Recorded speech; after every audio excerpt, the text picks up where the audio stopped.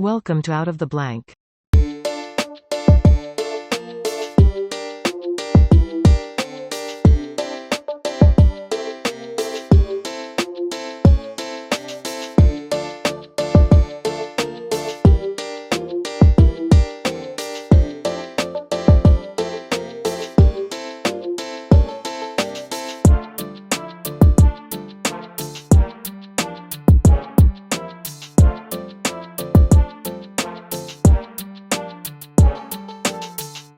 Welcome to another episode of Out of the Blank podcast. Ryan, come on, man. Introduce yourself to everyone out there listening. Hi, everyone. My name is Dr. Ryan Clement. I work at the University of Winnipeg up here in Canada. I have most of my research expertise in games and comics as well, looking at some manga. Yeah, it's a pleasure to be here today. How did it become such a big part of our culture? Like, what got you interested into looking? I'm guessing you probably came across, you comics as a kid and, video games and things of that sort. Yeah, I definitely came across a lot of video games as a kid. As a child, I was definitely of the generation that I grew up with NES, mostly because my parents were so concerned that I was spending too much time on the NES that they would not let me have a Super Nintendo. So I definitely got very focused on that as a kid. Still collecting all the old retro games to this day. In terms of comics, because I grew up in kind of a rural area of Manitoba here in Canada, my ability to get comics was limited compared to others. I was able to get I remember the Teenage Mutant Ninja Turtle comics and some of those, not the original Eastman Laird, but the more kid friendly kind. Um, yeah, I then got some of those. Like I think there were some Sonic the Hedgehog comics, but I didn't really get into like comics too deeply in the fact until I got into university. Because there, of course, I discovered Sandman and like Watchmen and a lot of these kind of big comics, and also I discovered manga because that was basically I was doing university in the early 2000s, so anime and manga had basically were trying to make their way into the North American mainstream around then. So they obviously existed before that, but I think the first kind of big anime to make it big in the West was Akira in the 80s, but that was kind of considered to be more of a novelty. Now, this is probably a novice question. What's the difference between anime and manga? Okay, so the difference between anime and manga is basically anime is anime. The word anime actually is derived from animation, so it's basically what in the West we might call a cartoon. Okay, so it's not wouldn't be a comic book. A comic book would be manga. Manga, yeah, manga is basically is a Japanese word for a comic book. So if you take a superhero comic like Superman, say, and bring it to Japan, it's technically manga because that's their word for comics. So why don't we just call it manga? Why do we call it a comic? We call it manga in the West to differentiate it from American or English language comics, which they have a shared history between them, but because there's a different style in their approach to things, different kind of history of conventions. So, for example, in if you want to show a character is sleeping in Western comics, or specifically American comics and but English language comics in general, usually historically you'd have the letter Z coming out of their nose, right? This should suggest that a character is snoring or is like sawing logs, right? Yeah, in Japan, you traditionally have Sawing logs and snoring. That's funny how those get used. yeah, I think that's what the Z is supposed to be, the sound of sawing logs or something. But of course, in manga, they wouldn't do that. One, that they would use the Roman alphabet, um, but they would also use like a snot bubble. So they'd have this little bubble that kind of inflates. You've probably seen it, and that became the convention in Japan to indicate that a character was sleeping. Now, did it originate in Japan? Was comics, the original like kind of form of that type of art style, was that over there? And then when Western culture adopted it, that we kind of started with the whole, I feel like superheroes is definitely more of a Western thing, but the whole samurai art. And I've read some comics where I don't know what it's saying on the comics because it's in another language, but you see someone get their arm chopped off. You just know that dude's got his arm chopped off. Yeah. So it's a complicated question, like how old is manga and how old is comics, right? So it comes back to the question of how you define them, right? And in the comics studies area, there's a lot of been debate over how you define um, comics. If you've read Scott McCloud's Understanding Comics, is kind of the most influential work on like comic studies. It was written originally in the 90s, but it's actually a graphic novel, I should mention. So it's like a visual thing. So it's worth reading if you're interested in comics. There basically isn't really a clear definition. Will Eisner like to refer to them as sequential art, but so art in a sequence. Wouldn't it just be anything that would be storytelling? Sorry. Wouldn't it just be anything that would be storytelling? So would a movie be comics? Damn, that's a good point. Yeah, because movies have stories, right? Yeah, I don't know. I think I learned more from comic story. I mean, because you get I mean, a novel or any literature work anywhere, in a sense, is a story. But at the same time, there's just a different type of storytelling that gets done through a comic.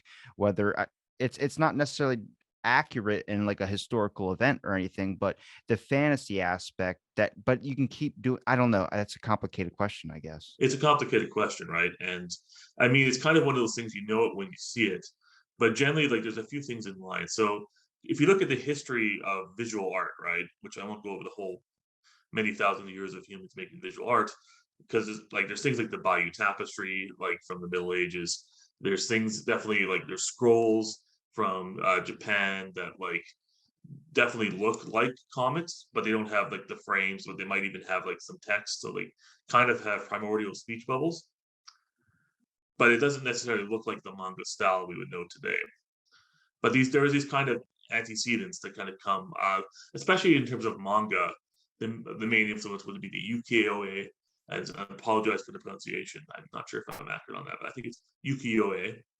Wood block prints, basically, where they had this printing process where they would like cut out a wood block print and they'd use that to kind of as a mass print these comics, or well, not, they weren't comics at the time, but they would these kind of books. They kind of had the same shape as a modern manga volume, which is where they get that shape from, and they would be mass marketed to the Japanese popular audiences, especially in the early 1800s. So Now, was it a strictly in Japan? Was it like was it adapting to that style because of getting a younger generation and kind of included in a lot of tales, or was it just all because in Western culture, if you hear comic books, I think there's now older people that do comics, but back in the day, it was like strictly like a younger generation style thing, at least in the Western kind of culture, superhero comics and all that. Depending on what era you grew up in, like my grandparents really didn't look at comics a whole lot when they got older, whether it was the war or whatever they got drafted into. But now it's a part of this thing where I know a 35-year-old cop that I just went to go see the new Dragon Ball Z movie with, and you would never expect that, but it was just because I guess maybe we had more of this, like you mentioned, getting all the consoles and collecting all the consoles. I did the same thing with PlayStation and all those types of things because it's that nostalgia effect, and it's not like I wouldn't say it's being an adult child, but in a sense, it's just you have these things that are such a part of your childhood that you take into adulthood and you still have that passion for. well, one thing I was going to mention too, like in Japan, historically, it hasn't been seen as a child's thing. If comics were considered for children, yes, but also for adults. Like they have comics specifically manufactured for adult women, specifically manufactured for adult men. They've had a wide range of ages for a long time. The idea that comics are associated with like being youthful kind of comes from the West, particularly this idea that the visual is somehow less mature. So like there was this like Victorian idea that the printed word was the highest word, and if you had to add visuals to it, that was kind of dumbing it down. So that was why there was this association with kind of visuals for children, right?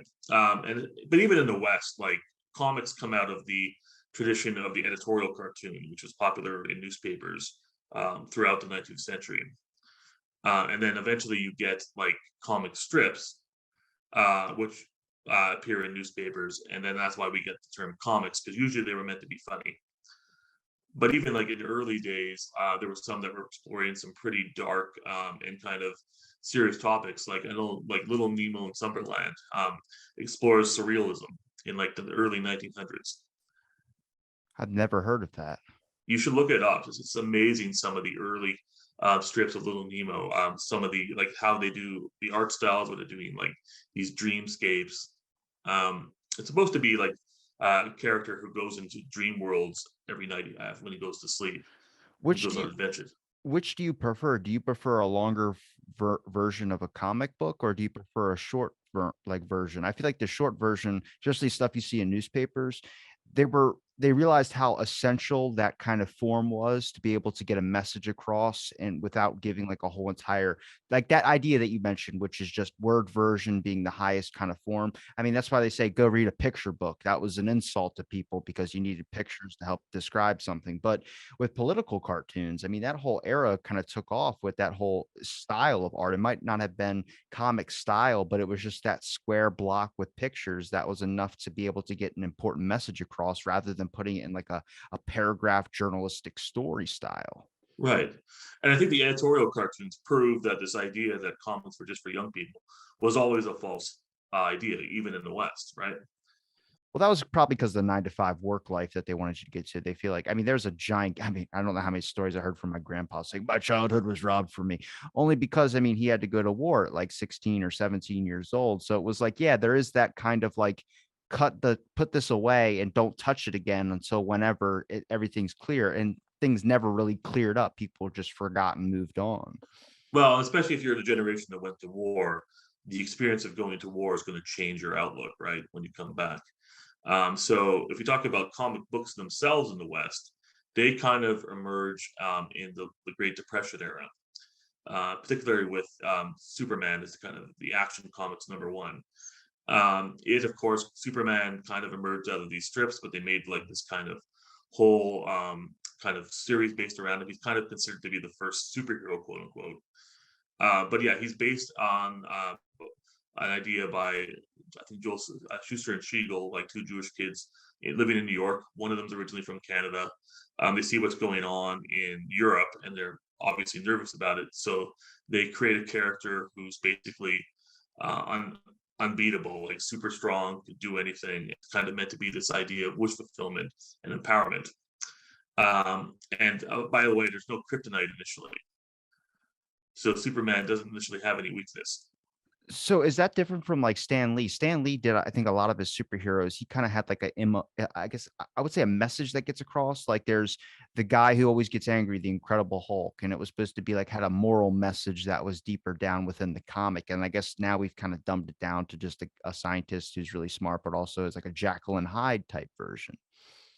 So yeah, Stan Lee comes a little later. He's so they basically in the 1930s, 1940s. That's usually considered to be the golden age of American comics. So that's when like superheroes like Superman, Batman, Wonder Woman, most of the DC heroes like Captain Marvel, they never renamed Shazam.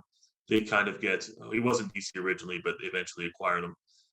They get their kind of heyday then, but it's mostly in these kind of very cheaply printed paper little magazines, which they call comic books, but they're actually magazines.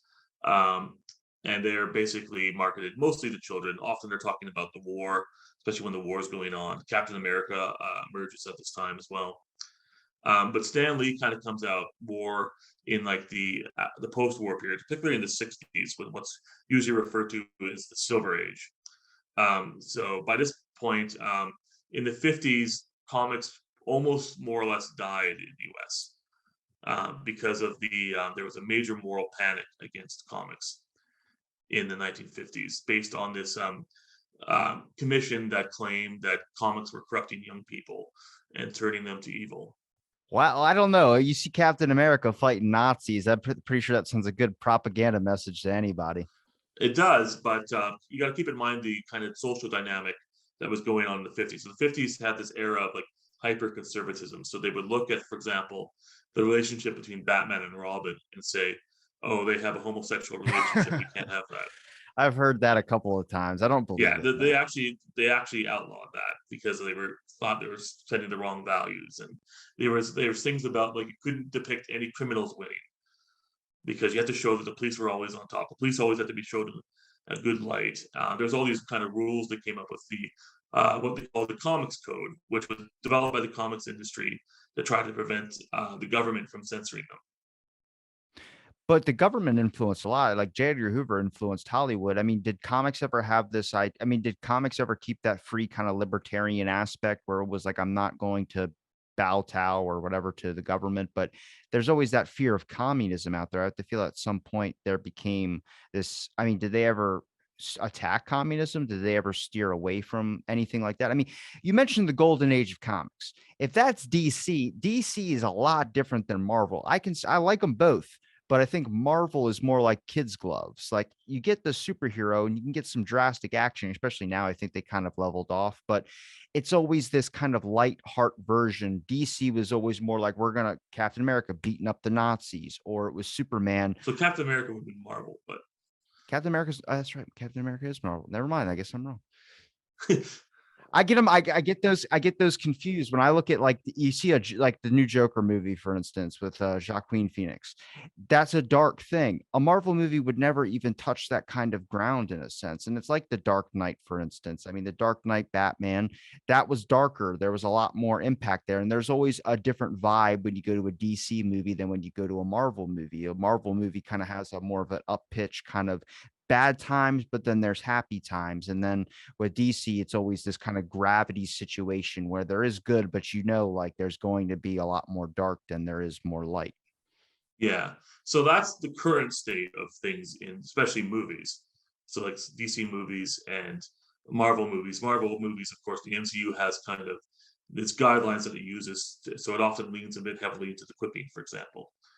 Um, if you look at like the Silver Age, I would probably argue during the early part of the Silver Age, at least, DC tended to be more kind of like leaning into the codes. So they were more kind of the good guys always win. There was nothing too threatening, nothing too. The Joker was kind of a joke at that point. It's only later on when you get to like the 70s and the 80s when the Bronze Age happens that DC starts to really shift into a more mature, more adult-oriented approach. Did you know why that shift happened? I mean, it's hard buying a comic book of your favorite superhero and then seeing them lose at the ending. It's not really the main thing of any of the comics. I mean, I don't know how many times I've seen the Green Lantern lose. I love the movie with Ryan Reynolds. A lot of people didn't like it, but that's my favorite superhero. And it's like if you're looking for a film, Green Lantern version, that's like the only one you really got. I mean, it sucks it has to be that one, but I mean, he found his character with Deadpool, but there is that kind of you don't want to see your character lose. You want to see your character win, especially if you're buying the comic version of it. Did they ever have a shift where they showed the character losing and then people would have to wait for the next one? So there was a big shift, especially in the late 60s, right? So especially if you're looking at the US, you got to imagine what's going on right now. So in the 50s, you had the baby boom. So you have a lot of young people who are kids, right? And so they're buying, well, comics was kind of hurting because of the McCarthyism and the censorship, but the Silver Age kind of comes out in the early 60s with the Reborn Flash from DC, and then Marvel starts introducing like the Fantastic Four and basically evolving into the Marvel we know today. So the Avengers come out of the 60s. And so Marvel starts seriously challenging DC's market share because DC was basically the uncontested juggernaut at this point. And all of a sudden, Marvel is actually giving them a run for their money. So as a result of that, DC tries to also experiment with a few of its characters. And you mentioned Green Lantern. One of the earlier shifts towards more adult-oriented comics was like with the Green Lantern, Green Arrow series from the late 60s, where I think maybe the late 60s or 70s, where they have Green Arrow and Green Lantern team up to deal with kind of the social problems that are going on. So, like one of the issues, like Green Lantern tries to stop like a mob from attacking a apartment building, and then he learns that the mobs are actually the tenants of the apartment building, and the landlord is up the rent. And they can't. Basically, there's more going on than what it's not just a simple. Here's the clear villain. Here's the clear solution. There's more complex social issues going on. Like they deal with racism. They deal with that's kind of one of the early comics to deal with drug overdose, which was banned under the code. So, like, I think one of Green Arrow's, I think Speedy, one of his sidekicks, is shown to have a heroin addiction, which That's would have been, crazy. yeah, would have been blown people's minds at that time, right? You would never expect to see that in a comic. So that kind of forces the shift towards more adult um, audiences. Partly at the time too, comics used to be sold in supermarkets, so you'd buy them on the store in the supermarket. So that was part of the reason why they had to adhere more to the code, was because if they didn't, the supermarket companies would say, "Well, we're not. You have to be family friendly, or we're not carrying you." By the late '60s, you start having fan stores, like comic book stores, start opening up. You start having comic book conventions start emerging. So now there's more independent ways to acquire comics. And also, the grocery stores are kind of phasing out comics anyway because they'd rather sell magazines or something like that. Yeah, tabloids with cooter shots. I've seen. Yeah. So distribution is changing, right? So I mean, Archie Comics is still readily available in grocery stores, and Archie Comics was actually the last major comic brand to still adhere to the code. But because basically first DC and Marvel, well, actually, first Marvel, then DC, they basically kind of started leaning away from it and then abandoned it altogether. So was the did the code like what was the code office's like when did they start kind of letting the boundaries get pushed a little bit too? I mean, was it just the fact that some of these companies started to become a little bit or finding other sources to be able to sell their products or sell their comics? But also, I feel like if you talk about DC, you talk about Marvel, those are such established companies today where it was like I couldn't see them be under anything but their own guidelines in a sense. I mean, at some point they had to be, but when did they get that? When they start talking about social problems, it's because that it's become so aware to the public that now everyone knows about it and they're kind of wondering why aren't we doing or talking about this? This is real things that are going on. Hence comics about the war, whether they had a political message in it or not, is just the fact that it's on everybody's mind. So you might as well adapt your hero to fit in this scenario. It doesn't need to always be some type of make believe style. But the more we talk about this, the more I start to realize that comics are a great kind of political depiction of the times as well too in the current crises of the situation. Yeah. So yeah, definitely in the '60s. I mean, the idea with the code was that if you didn't follow the rules, you wouldn't get the seal of the code on your cover, and then grocery stores wouldn't carry you. So it's just grocery stores. Mostly grocery stores, some other retailers like bookstores, but mostly grocery stores were the main thing. But of course, they became started becoming less important. So Marvel and DC felt more confident in challenging the code. So they definitely got in trouble. But I mean, they just all it meant was they didn't get the logo on their thing, but they could still sell the comic. And if the comic did well, that undermined the code's authority. When did the boundaries really get pressured? Like, was that because of the 60s and 70s with the whole counterculture activism movement that was kind of going on? I would say probably that period. You got to remember the kids that grew up reading the comics in the '50s are now teenagers and 20 somethings. So they don't want to read what they read when they were a kid. If they that kind of style of comic was seen as more dated, more wasn't really speaking to them. So in order to survive, comics had to mature a bit. Part of the reason like Marvel was so successful in that era was it went away from the idea of like being like an adult sidekick or sorry, adult superhero that you look up to as the sidekick to putting the teenager as the main superhero. So, for example, Spider-Man is famously the first kind of teenager superhero, I more or usually less. It's get not. told I look like Tom Holland. So Hey, there you go. I could see it. I could see it. I haven't seen you climbing the walls yet, but maybe later. give me enough coffee, I will. Yeah. But yeah, so basically that was a huge success. Spider-Man arguably was one of Marvel's most successful characters. And even so, they tend to reinvent a version of Spider-Man every generation. But that kind of also shifts us away from okay, it's not just trying to have kind of wacky adventures every week. We're actually dealing with some serious issues. Some trauma actually happens. Like they famously kill off Gwen Stacy, for example. Spoiler alert. I think Um, everybody knows at this point.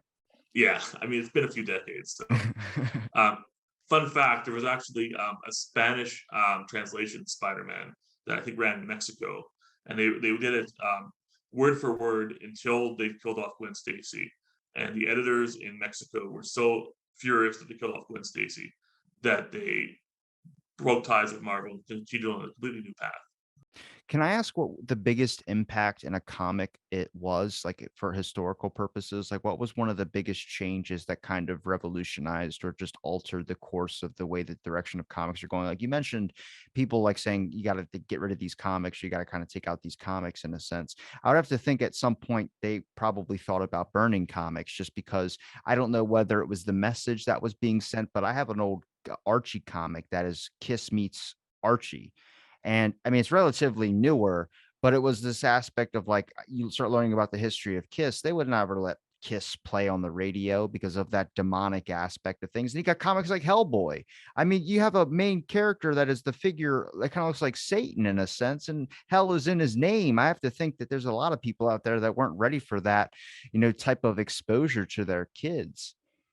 Oh, definitely. There's always been folks like that. Definitely, the biggest moral panic would have been the '50s, but there were more even through like the '60s, '70s, and '80s. I know I've had friends of mine who grew up. Like one of the guys that introduced me to comics in university, he came from a very religious family where at one point his mother took his entire comic collection on the front lawn and lit it on fire. I would think that like Playboy just paved the way for everybody at this point to put whatever the hell you want in a comic. Yeah, but I don't think definitely didn't deter him from reading comics. I know, like in basically the '80s, there was this attempt to try to take comics more towards adults, right? So, especially after like Will Eisner, who's kind of a legendary hero or figure in the comics industry in the U.S., hence the Eisner Awards, which are basically their version of Oscars. He came out with a contract with God, which is it's kind of the first book kind of marketed as a graphic novel, but it's actually a series of short stories. Like it's three short stories, so technically it's not a novel, but it kind of coined the term graphic novel. But basically, it's three short stories about a Jewish community living in a poor tenement in New York, and kind of like the various hardships in life they deal with. Nothing to do with superheroes, more just kind of everyday life. But that kind of sets this trend where eventually you get things like well, you get Alan Moore coming over with like the Watchmen. You get the Frank Miller's Batman. You get these like kind of attempts, especially in the early '80s, like '70s, to make comics more gritty, more serious, more adult oriented. And at this point, they're no longer really concerned about trying to cater to like the grocery store audiences. Did you ever look at do you think that's kind of weird that like you would think that a lot of the hardships you would see more during the depression era where there was a lot of like struggle and there was a lot of this praying for hope and looking for any bit of money. I mean, food was so scarce. You would think you would see a lot of this kind of gritty comicness, but you really don't start to see that until I wouldn't say we're in like a crisis situation, but around the '80s, the '90s, the kind of late '70s, I would say you start seeing more of the talks about crime, showing more. The Watchmen is the best movie. It's one of my top favorite movies. I have not really looked at the comic series, but I've seen some of the covers for some of the comics, and it's has kind of that dark Batman kind of Gotham style to it a little bit. But if you know anything about like Rorschach, I mean, he's not a good character in the movie when it comes to how he just takes care of his and it's just doing justice the way he feels like he should be doing justice. And there is this more of an attitude of like the city has gone to hell. And it depicts more of a darker, edgier style, which I guess that might be part of the censorship thing that they had to deal with compared to the Depression. The Depression probably had that censorship office. I'm not too familiar on that, but I would just see the grittiness. You see it more in the relatively newer comics compared to the older style, where there was always this more idea of hope. Yeah, so definitely Alan Moore and Dave Gibbons, the illustrator. That the original Watchmen series is considered to be probably one of the most legendary graphic novels from American comics, or well, definitely Alan Moore's British, but English language comics. I definitely would encourage you to read the original graphic novel if you have a chance. It's one of the most influential graphic novels ever published. But yeah, it is meant to be kind of, in some ways, almost a dark satire of the superhero comics that had come before. So, because the whole idea is basically that you have these characters that are superheroes in theory, but are also like very flawed, right? So it's satirizing the kind of whole idea of that the superheroes are going to save the day. And like, of course, they have many characters who have like us are kind of struggling with their own feelings of impotency. Then you have like a character like Doctor Manhattan, who is basically a Superman analog, but has become so overpowered that he's become detached from humanity. Right? Do you think you see more of an emotional side in some of these superhero characters or these figures, at least depicted in the comics later on? It seems like before they really just kind of tackled the problem. Like maybe they tackled a social issue, but now like, you see, like, I will point back to some of the movies, the Joker movie, or I would point back to when you watch Dr. Manhattan and how much power he has watching his loved ones die as he never ages. And then they think he gave everybody that he loved cancer, or everyone that was around him cancer. Like, those play on your heartstrings a lot. And they kind of show that even though he's this God figure, he's still aware of that. And he's like, eventually, I think he disintegrates himself. I'm not too familiar. So I guess I could spoil the comic. Now, the comic and the movie have different endings. So That's normal. That's mostly every single movie and comic don't match up. yeah. So in both, there's this idea that there's this kind of someone is trying to there's some this kind of disaster hits New York and a few other places, and the superheroes kind of trace the origins to this one of the quote unquote smartest man alive, Ozymandias, who's in his kind of bunker in Antarctica, and it's revealed that he reveals this whole plot, but then announces that the plot has already happened, so they can't stop it. And basically, his justification for the plot is to prevent greater war or greater tragedy by uniting the world against a common enemy. They had that in the movie. Well, in the movie, the common enemy is Dr. Manhattan. Okay. I'm about to say, when you're saying the Antarctica base and everything, I was thinking back to the movie. I was like, that's in the movie. He killed his own pet, the saber-tooth tiger that he had. Yeah. And then, so if you read the comic, it's actually he creates this kind of fictional alien invasion that has like these squid monsters raining from the sky that become the common enemy that everybody unites to fight. Immediately in my head, I start going, someone just didn't want to fund all the movie to make the CGI of the aliens. So they're like, let's just turn it to Dr. Manhattan. But if you watch there's like a more recent TV series, Watchmen, that's a kind of meant to be a semi sequel. They use the comic event as the origin. So there's occasionally still squid raining from the sky, for example. I never watched the TV series because to me, a couple scenes I saw from it, there was a little bit, it seemed like a little bit too much love angles, which you see that with TV series when they do a depiction of a movie or something, they always incorporate that like love romance type things. And I'm just like, I just want to, like Black Adam, I saw that. I'm not going to spoil anything, but finally a superhero that doesn't want to wait and ask questions. He's not even a superhero, but it's just the I fact mean, that Black Adam is like you could argue is a superhero. he just beats the crap out of things and does stuff with fists. It's the first time in a movie theater I was generally excited that I didn't have to like wait for a fight scene. It was just here it is, and that's what I enjoy a lot. And that's like, I mean, I think they'll probably have rare characters that can do that because there is still this aspect of storytelling that I do enjoy. But sometimes like the Batman with the new Twilight guy, a lot of that was just kind of like, all right, like, I mean, I was still seeing the Twilight guy. I mean, it was good, but it was just like a lot of that was just more talking and more kind of like fine More tuning moody, plot. Yeah. So it was like, I want to more see emo. someone, punch someone. And I mean, emo is a good word, but it is that it was a little bit more emotional. I think the first like scene really got me hooked, which is, I guess, that gets people hooked in a movie in general. When they had that guy get killed in his own house. I mean, I'm in. But then the rest of the movie, like more talking and more kind of like this love and building a story. Samaritan was good, the new one with Sylvester Stallone. Okay, I haven't seen that one yet myself, but that's a pretty good one then.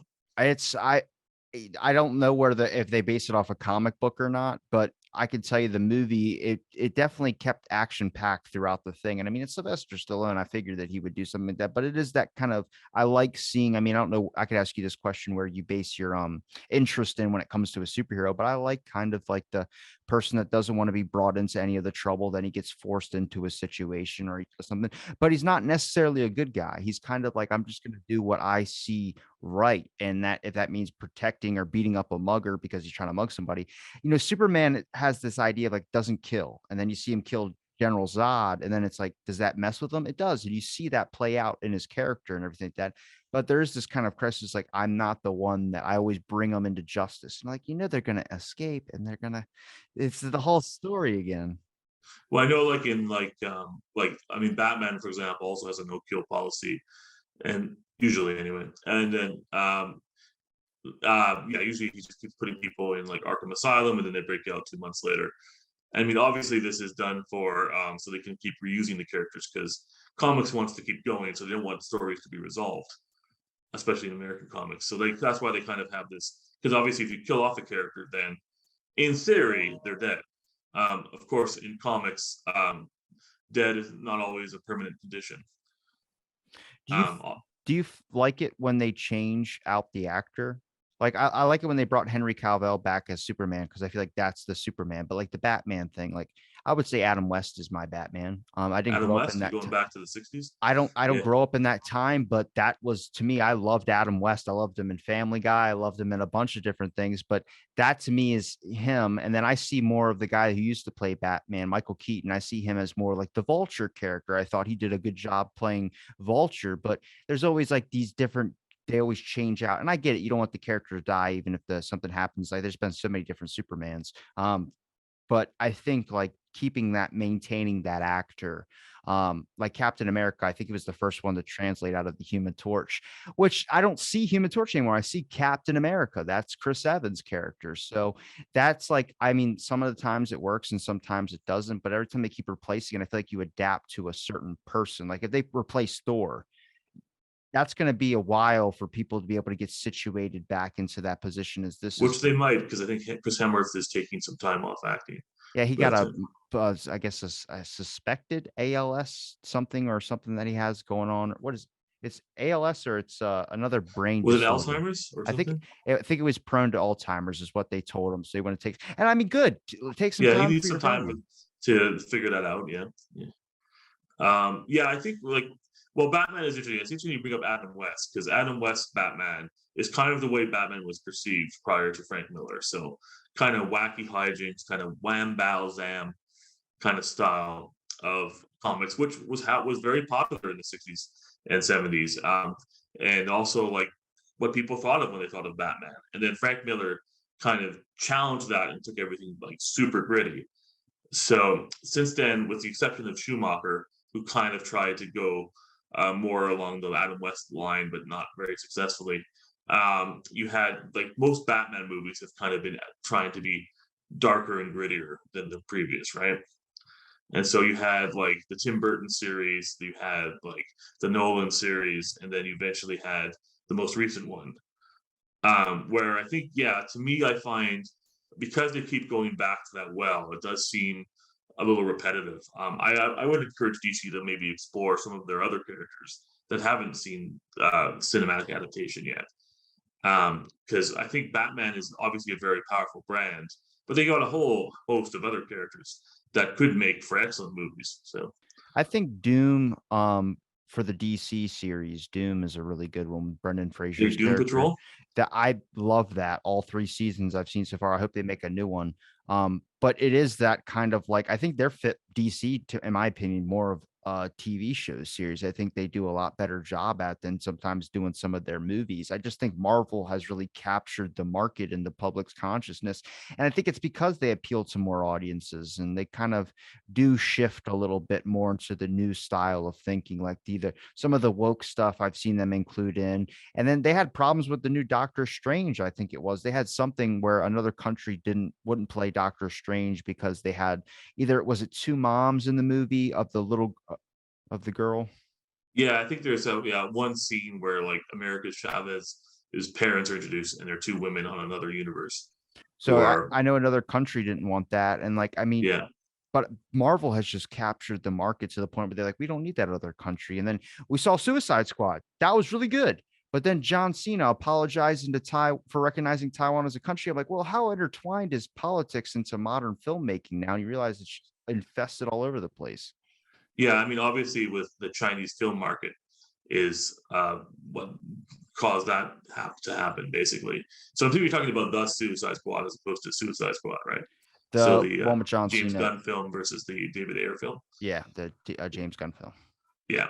So yeah, definitely like um, it's interesting because that James Gunn now has become the head of DC or the co-head of the DC film sector. So we'll see how that changes. I think DC's cinematic wing has struggled vis-a-vis Marvel. I think it kept trying to do things kind of more or less based on the Nolan aesthetic because that had been so successful for them, and that worked for Batman.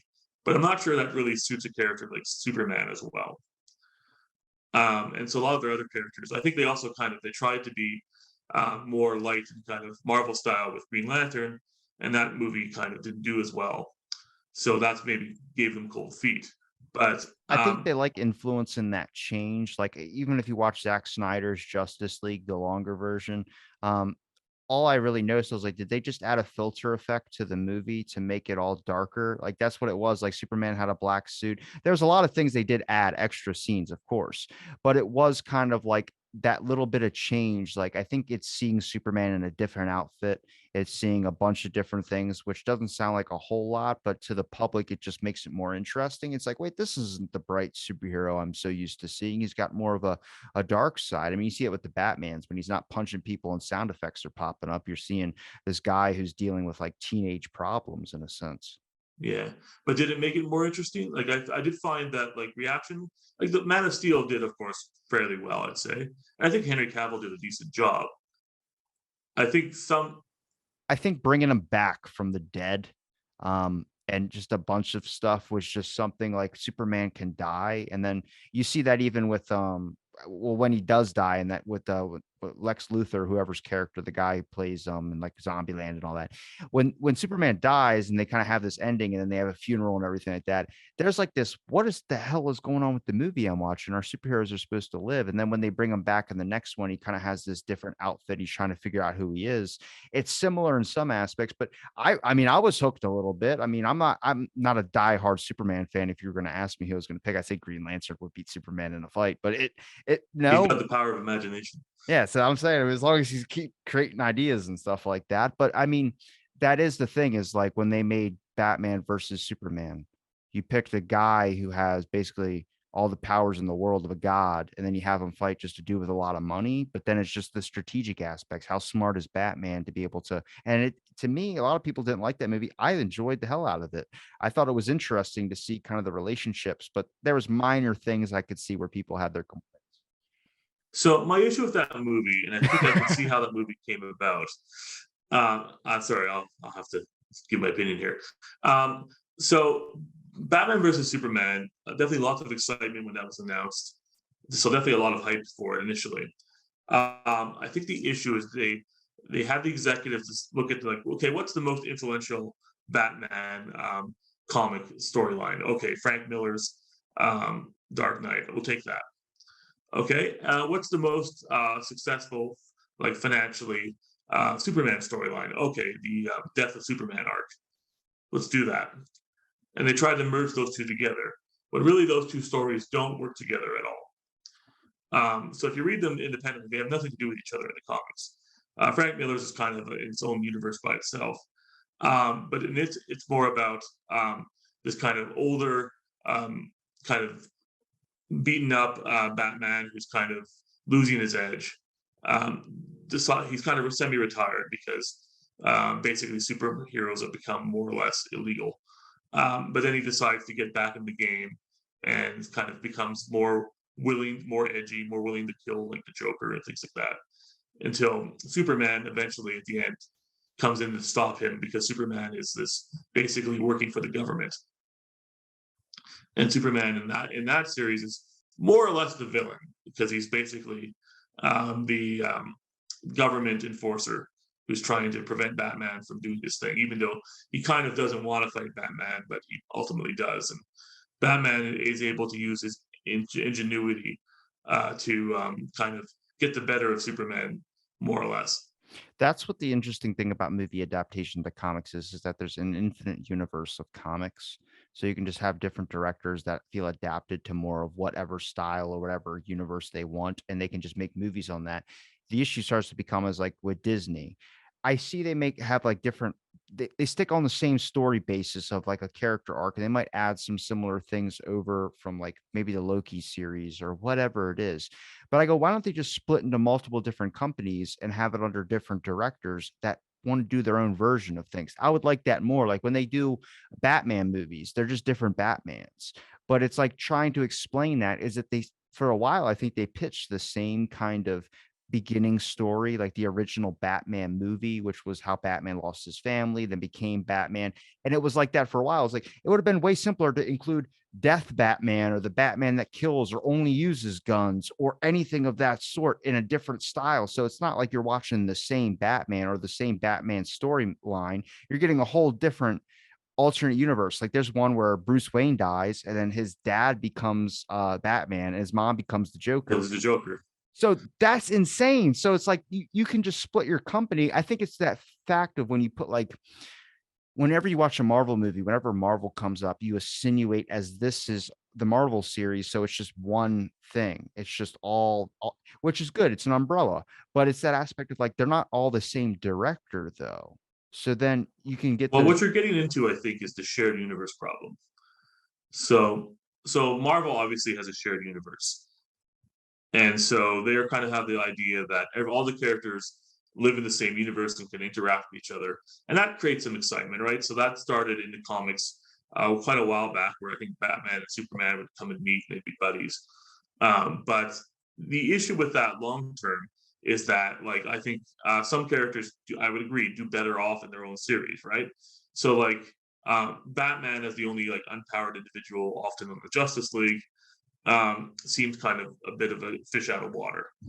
But he's basically got weaknesses on everybody. That's the crazy thing is that They he's have got to it all really planned work out. hard to make him seem like he can compete, and so they have the whole he has a secret gadget to deal with everyone. But that's kind of I find a bit strange. I think Batman's more strong when he's in his own series, when he's in Gotham, when he's dealing with like the Riddler, the Joker, Well, because you're not like Poison Ivy. comparing. If you're have Superman and Batman in one film, you're just to me that's a media thing. It's just like you're getting two of your best sellers and putting them in one film, like everybody wants to see. But it's that also when you have Batman by himself, there's nobody that can compare besides the villain, and the villain is still human as well too. The Joker's just Yeah, nuts. so I think that's why the Nolan films really worked because they were more focused on just Batman versus a villain. And I think Superman can work in a film too. And you could, in theory, have Batman and Superman work together, but their two elements have to serve each other, right? So, like, why is Superman and Batman fighting? Is it big, or why do they get along? Is it because they both have moms named Martha, or is there some sort of shared? That's the problem with so many people that movie was like that was the awakening moment that there's like Martha was the mom's, and I get it. I understood that when that happened. I was like, oh, I can see it. Yeah, like I think the problem with DC at the time was it was rushing too much to catch up with Marvel.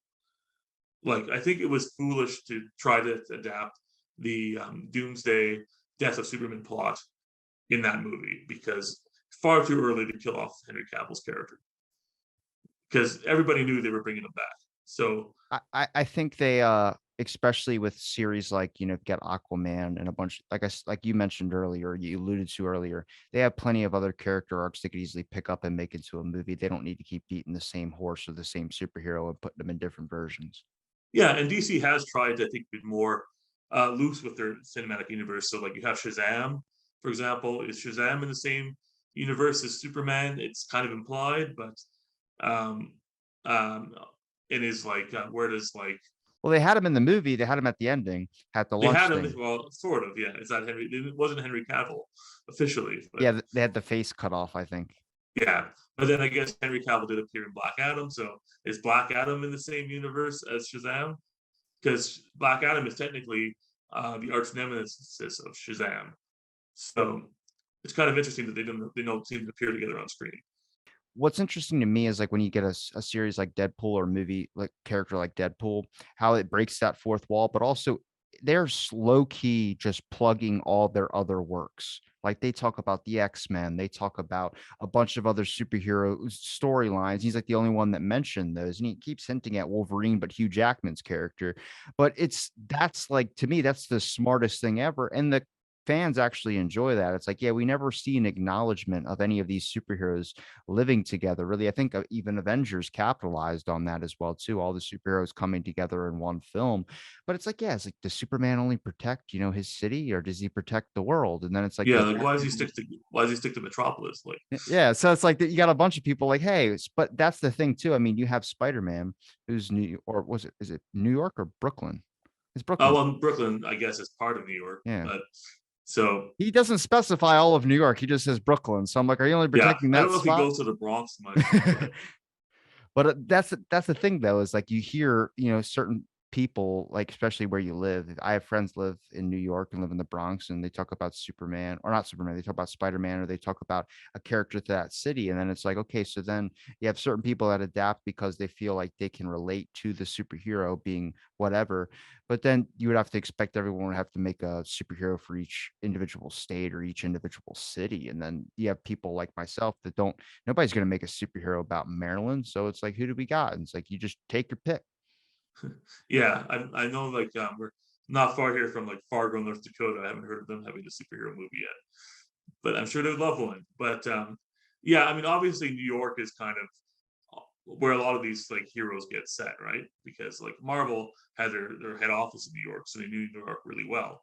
Jack Kirby, was very much a New Yorker, and a lot of the characters that he and Stan Lee developed were somewhat rooted on their experience. The Thing, for example, from the Fantastic Four, is basically considered to be an analog of Kirby. Kirby was known to get into fights fairly often, but anyway, um, yeah. So definitely, like, location. New York, of course, is a very well known, publicized location, but like, especially if you're looking at international audiences, a lot of people really want to see superheroes from their own countries, right? So from their own places. So you have characters like from, like, Asia. So, for example, Shang-Chi was very popular recently. There's been a lot of press right now, of course, about Black Panther. So, setting a superhero series in Africa, which, again, Black Panther, um, did date back to the 60s, but it's come a long way since then. So there's definitely people do want to see themselves represented in this field, and so looking at different uh, areas, but even like something like Spider-Man, a lot of people still relate to, because we've all been that kind of awkward teenage kid who's just tried to do the best they can, and, like, struggling to, like, pay rent and, like, figure out your dating life and all that. They never show like a popular person, like a super popular kid or jerk that ends up getting superpowers. They usually always became the villain.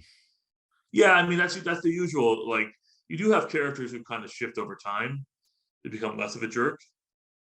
So, like, I mean, Black Adam, for example, is famously an anti-hero. Sometimes he's the villain, but over time he's kind of become more sympathetic. Yeah. Yeah. I mean, the Punisher is also, like, a famous anti-hero. Very violent, probably wouldn't have happened under the code. Yeah, But but they got horrible past, man. Like that to me, when I see Black Adam or I see the Punisher's past, I'm like, all right, there's a good reason why you're like that. It's not like they were just born these corrupted devil spawn. It was like, no, they murdered the Punisher's family. Damn right he's gonna get justice. yeah, I mean, most characters do. Superhero characters do have bad pasts. Like, I mean, how many characters have dead parents who are dead, like, loved ones that got killed? Surprisingly a lot. Yeah, because it's used as a motivation for the character, right? It's like, why can't everybody just have a dead puppy? That's enough motivation. You don't have to Well, that's kill John everybody. Wick. I think it the yeah, that's true. But I think the parents aspect is because like now that person is officially alone. There is no in by curfew. There is no I mean, that's the thing with Superman is that he had his mom, and that was a weakness that was used over him. Yeah, well, there's that too. Is like your family can be used against you, and that's why you have to wear the mask. And also, I think the death of a parent teaches, like, the moral lesson. So Spider-Man, the obvious example is, because he was kind of a jerk initially when he got the powers and didn't use them to stop that robber. The robber goes on to shoot Uncle Ben, and that cements the idea that with great power comes great responsibility. So from that point forward, Spider-Man has this feeling that, okay, I have to use my powers for good. I can't just use them to go do wrestling and make money. They showed that in Sam Raimi's Spider-Man, not the Tom Holland version. Not the Tom Holland, but if you go back in the comics, that's where that originates. Yeah, that's why every time I see a package of Uncle Ben's rice, I immediately think Spider-Man. I'm like, oh God, Uncle Ben. Um, Uncle Ben went on to make rice. Do you think that, like, the superhero culture is just gonna be this trend that's gonna keep influencing and influencing, or do you think, like, it's just going to be something that just eventually fades into something else? Like, we're at a peak. I mean, I would think that last year we would have probably been done with a lot of the superhero stuff, but it's just this constant feeding, which I feel like now is just going to lead, like I said, Dragon Ball Z movie. There's gonna be a bunch of stuff, and they're still making series of that, but I think now it's becoming more popularized where now more of the general public is going to find an interest in comics, and I think that's just gonna be our whole culture. I mean, it's probably easier to make a little bit as well too, rather than just paying out actors. You can just pay people for voice and then use the CGI effects and things of that sort. But I I, mean, I don't know if we're quite ready to like completely replace live action actors, but I think it's definitely that. in animation. I think it's that culture though that's going to eventually. I mean, they made a One Piece movie, which One Piece is a popular series, but there's a lot of people that have never seen One Piece that are going to eventually see that and then be interested into the thing. Where I'm hoping they make a live action Naruto. I'll pray to God that they do. I wouldn't be surprised if they do. I hope they do it with maybe with Japanese actors. I know sometimes the Western adaptations of anime don't really go over too well because they often don't steer enough closely to the original source material. The Dragon Ball Z adapted real life movie. I liked it though, but some people didn't. But it did try and cram a lot in a short amount of time.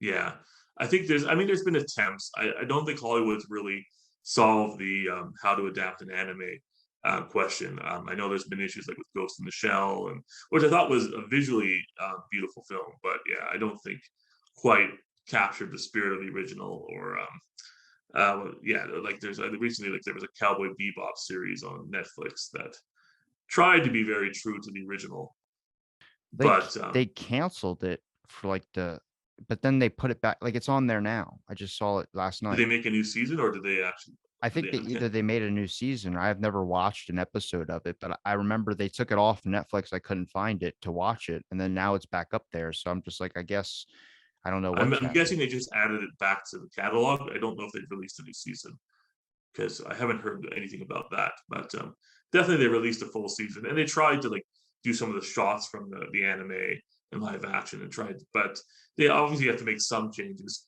and some worked, some really didn't. But I mean, it's hard, right? Because anytime you're adapting something, fans are always going to see the original, and especially with anime, there's cultural assumptions built in that may not work if in an adaptation. Like if they ever try to adapt Neon Evangelion, I'm thinking it's probably not going to work because it's so specific to its context.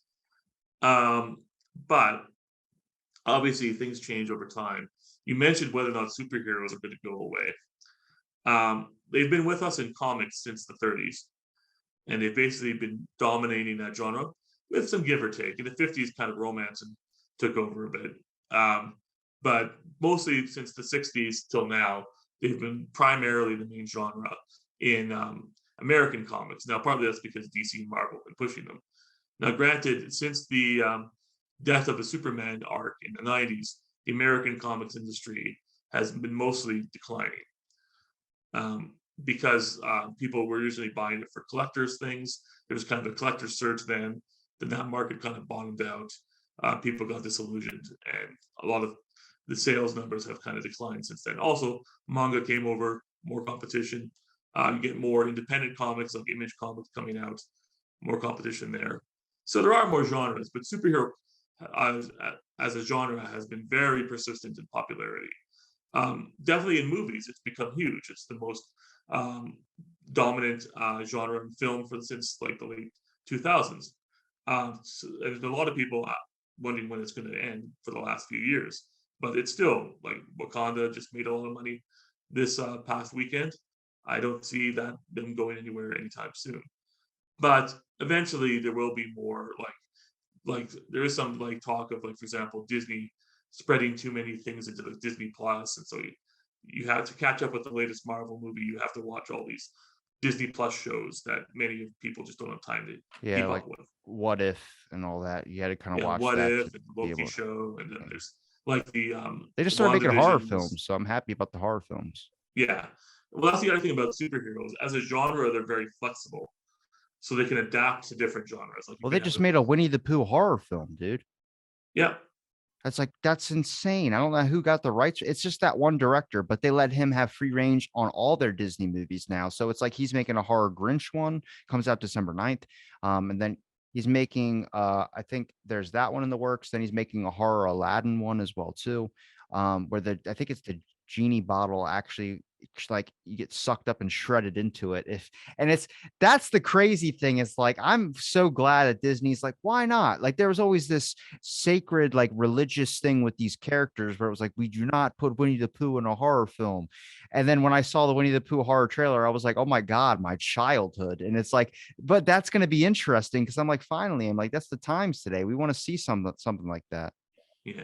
Oh, especially in Disney's case, because they have a lot of children's content because that's been their brand for the last like 60 years. But they also want to like get adults to sign up for Disney Plus. So they're gonna need to have more adult content as well.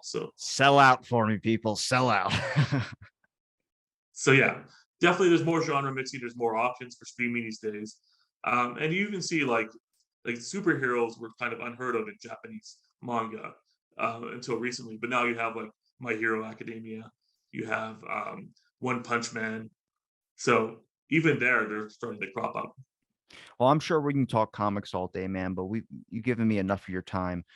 Is there a place where people can find your links? And honestly, if you want to give your personal experience or perspective to anyone out there that might be interested in learning more about comics or kind of looking into older versions or newer versions, just any guidance from your own personal experience and perspective. I mean, I would tell people just to get interested because you're going to find something you like out of all of it.